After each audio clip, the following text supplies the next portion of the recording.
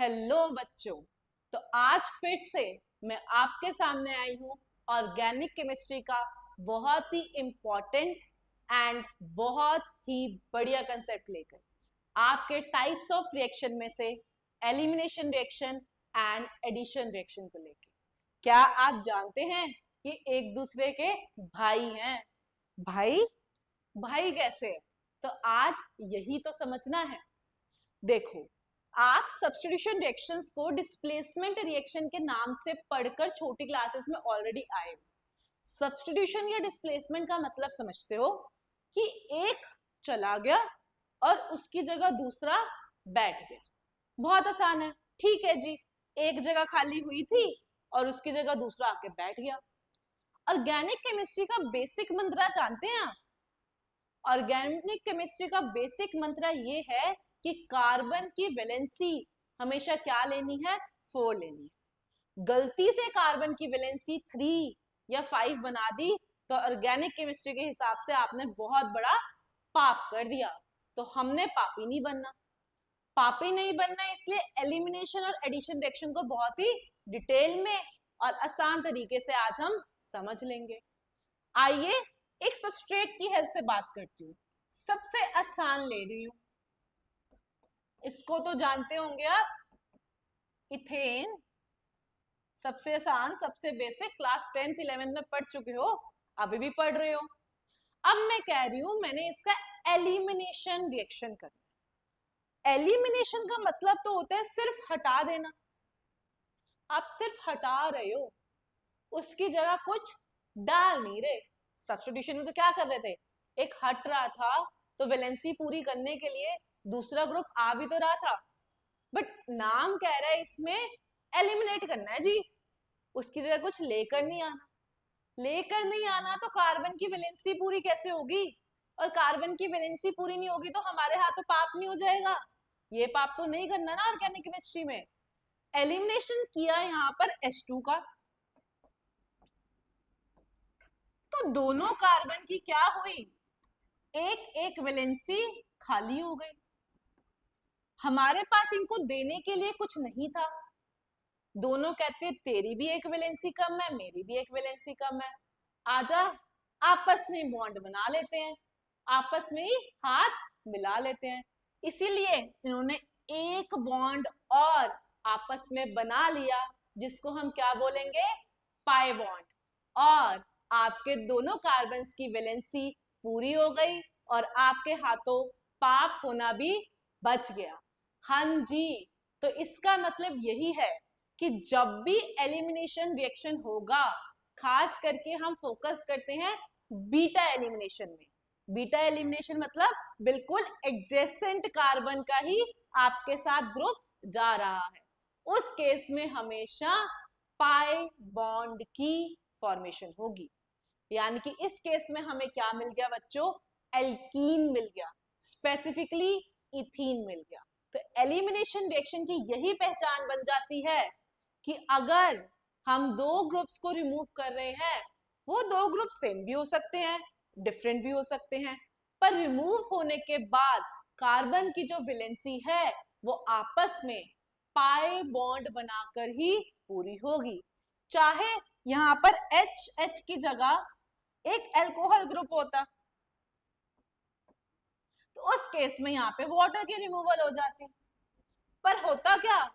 तब भी तो वैलेंसी पूरी करने के लिए आपको क्या बनाना पड़ता है? यहाँ पर पाई बॉन्ड बनाना पड़ता। ये आपकी एल्कीन की प्रिपरेशन भी हो गई और अल्कोहल की केमिकल प्रॉपर्टी भी होगी। पर अगर आप मेरे बोर्ड पे फोकस करें, एलिमिनेशन और एडिशन को मैंने भाई भाई बोला और इनके बीच में कुछ एरोस बना रखे, तो इसका मतलब क्या है? अब एलिमिनेशन में तो समझ आया कि सिर्फ हटा रहे थे और वैलेंसी पूरी करने के लिए आपस में ही बॉन्ड बनवा रहे थे, क्योंकि हमारे पास कुछ और नहीं था डालने के लिए। अब एडिशन में सिर्फ आप डाल रहे हैं, ऐड कर रहे हैं। अरे ऐड कर रहे हो तो जगह भी तो होनी चाहिए। ऐड कर रहे हो तो नए ग्रुप को रखोगे कहाँ? अगर जगह ही नहीं है कार्बन के पास तो वो नए ग्रुप को अटैच कहाँ कराएगा? अरे जगह आनी चाहिए। जगह का मतलब है उसको कोई पुराना बॉन्ड तोड़ लेना चाहिए। फॉर एग्जाम्पल मैं इस बार इसको सबस्ट्रेट मान लेती हूँ, इसको सबस्ट्रेट मानू तो क्या होगा, मैं कह रही हूँ मुझे ना इसमें एडिशन रिएक्शन करनी है, एडिशन रिएक्शन करनी है तो नए ग्रुप्स की जगह बनानी पड़ेगी, नए ग्रुप्स की जगह बनानी है तो पुराना बॉन्ड तोड़ना पड़ेगा। अब हमने पढ़ा है पाई बॉन्ड्स वीकर होते हैं as compared to sigma bond, तो तोड़ दो ये वाला पाई बॉन्ड, ये वाला पाई बॉन्ड टूट गया तो क्या हो गया,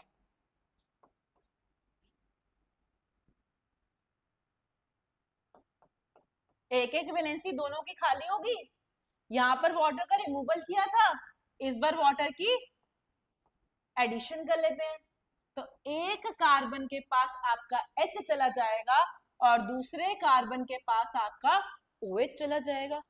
उत्तरी ये क्या हुआ, जो एलिमिनेशन में रिएक्टेंट था वो एडिशन का प्रोडक्ट बन गया, और जो एलिमिनेशन का प्रोडक्ट था वो एडिशन का रिएक्टेंट बन गया।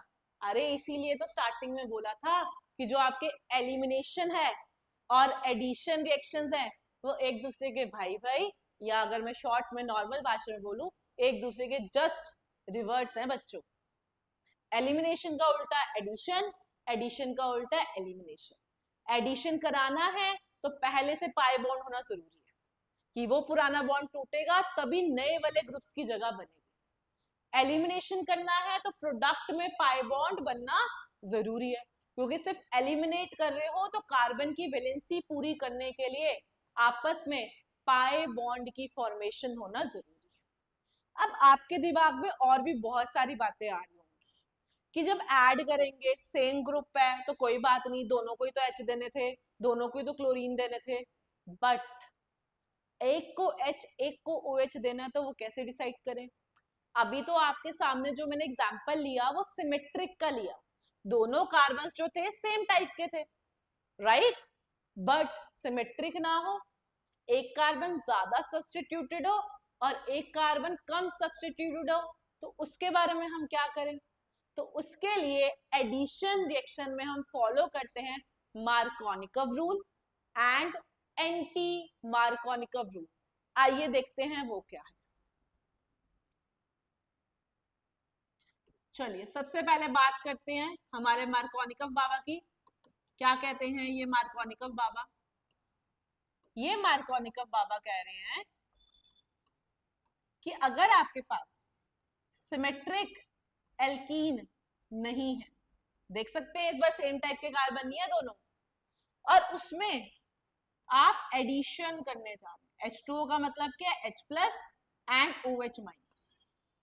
अब हमें डिसाइड करना पड़ेगा कि पाई बॉन्ड टूटने के बाद कौन से कार्बन के पास H जाएगा और कौन से कार्बन के पास OH जाएगा। दो पॉसिबिलिटी बनती है, पहली पॉसिबिलिटी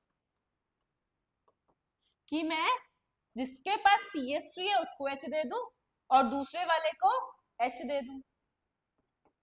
दूसरी पॉसिबिलिटी इसका रिवर्स, इसको H दे दो और इसको OH दे दो। अब दोनों में से कौन सा ज्यादा स्टेबल है, कौन हमारे काम का है, वो बताएगा हमें मार्कोनिकव रूल। मार्कोनिकव रूल जी कहते हैं, मार्कोनिकव बाबा जी का कहना है कि जो कार्बन आपका मोर सब्स्टिट्यूटेड है, या और आसान कर दें जिसके पास लेस नंबर ऑफ हाइड्रोजन है, उसके पास हमेशा आपका मेन फंक्शनल ग्रुप जाएगा, जो इस केस में क्या है एल्कोहल, और जो बच गया वो आपका मोर नंबर ऑफ हाइड्रोजन के पास जाएगा। अगर मैं इन दोनों कार्बन को देखूं तो सबसे कम हाइड्रोजन तो इस कार्बन के पास है, राइट, आप चाहे यहां देख लो आप चाहे वहां देख लो, इसके पास एक हाइड्रोजन है डायरेक्टली और इसके पास दो हाइड्रोजन थे डायरेक्टली। तो मार्कोनिकव बाबा जी ने कहा कि जिसके पास कम हाइड्रोजन है उसको देना फंक्शनल ग्रुप, जिसके पास ज्यादा है उसको नहीं देना फंक्शनल ग्रुप। इसलिए मार्कोनिकव रूल के अकॉर्डिंग हमारा मेजर या स्टेबल प्रोडक्ट क्या बनता है, ये वाला। ऐसा क्यों हो रहा है, इसके लिए आप मार्कोनिकव रूल का मैकेनिज्म पढ़ सकते हैं, उसको हम किसी पार्ट में ले लेंगे। एक तरह से कार्बोकेटाइन की स्टेबिलिटी की ही बात आ जाती है यहाँ पे, क्योंकि आपका ये वाला जो कार्बन था वो मोर सब्स्टिट्यूटेड था, जितना ज्यादा सब्स्टिट्यूटेड होगा उतना स्टेबल कार्बोकेटाइन बनेगा, उतने अच्छे से नेगेटिव ग्रुप उसके साथ जाके लगेगा। तो मार्कोनिकॉफ बाबा की बात समझ आ गई कि जब भी आप एडिशन रिएक्शन कर रहे हो और आपका एल्कीन, आपका प्रोडक्ट सिमेट्रिक नहीं है, तो कैसे डिसाइड करना है कौन से वाले कार्बन के पास कौन सा वाला ग्रुप जाएगा।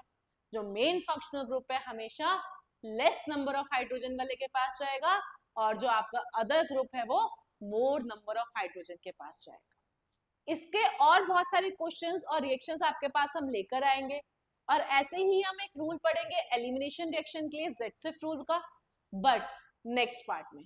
तब तक ये सब अच्छे से पढ़ लीजिए। कोई दिक्कत आती है तो कमेंट सेक्शन में बताइए। याद क्या रखना है कि एलिमिनेशन और एडिशन रिएक्शन क्या है आपस में भाई भाई। आज के लिए इतना ही। Thank you.